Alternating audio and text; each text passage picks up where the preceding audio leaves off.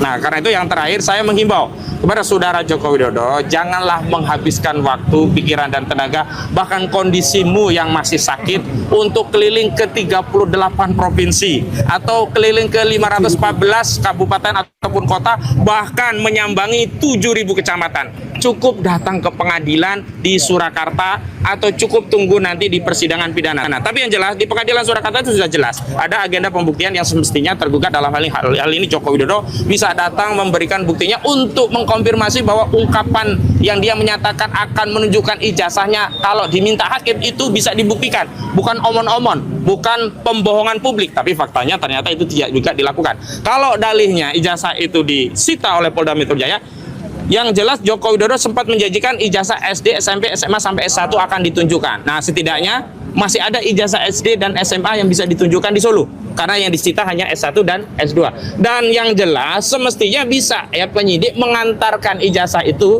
sebagai sebagian dari upaya pembuktian Joko Widodo di Pengadilan Negeri Surakarta untuk membuktikan bahwa ijazah itu apakah bisa dibenarkan setelah ada pembanding dari Pak Taufik dan kawan-kawan yang melakukan gugatan, begitu. Bukan kemudian dengan dalih itu sedang disita tidak bisa ditunjukkan. Padahal sebelumnya ketika gelar perkara khusus toh ternyata bisa dibuka segelnya, bisa ditunjukkan barangnya. Kenapa untuk kepentingan pro justisia itu tidak dilakukan? Sederhana saja, kalau 5 penyidik saja bisa mengantarkan Eli dan Neti Egy Sujana dan juga siapa? Damai Hari Lubis datang ke Jokowi ke Solo minta pengampunan dan mendapatkan hadiah SP3, tentu saja sangat mudah bagi penyidik untuk mengawal bukti itu untuk ditunjukkan ke pengadilan. Kalau benar pertama Joko Widodo konsisten dia akan menunjukkan ijazahnya di pengadilan. Kalau benar yang kedua konsisten bahwa ijazah itu tidak bermasalah. Nah, karena berbelit-belit tidak pernah mau ditunjukkan, tidak juga pula dibawa ke pengadilan, maka jangan salahkan seluruh rakyat, bahkan dibenarkan seluruh rakyat kalau hari ini makin meyakini ijazah Saudara Joko Widodo itu palsu, begitu.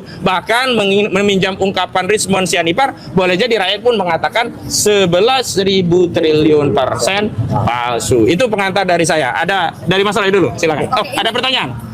Kan ini udah tambah 1, hingga saat ini sudah berapa jumlah saksi ahli yang diajukan dan telah diperiksa oleh penyidik? Ya, sebelumnya dengan Bang Refli itu ada 1, 2, 3, 4, 5, 6. Jadi 6 ahli dan saksi. Tetapi masih ada ahli dan saksi yang lain. Jadi kalau kita kita menggunakan representativitas kan dari penyidik itu kan mengajukan 22 ahli. Kami berencana 22 juga. Jadi baru sekitar baru di bawah 10 lah ya. Ya, kita harap rekan-rekan media juga sabar, karena dulu kita mereka memeriksa 22 ahli juga kita sabar. Jadi kita pun akan menghadirkan saksi dan ahli yang seimbang yang sesuai dengan KUHP yang baru juga diperkenankan, begitu.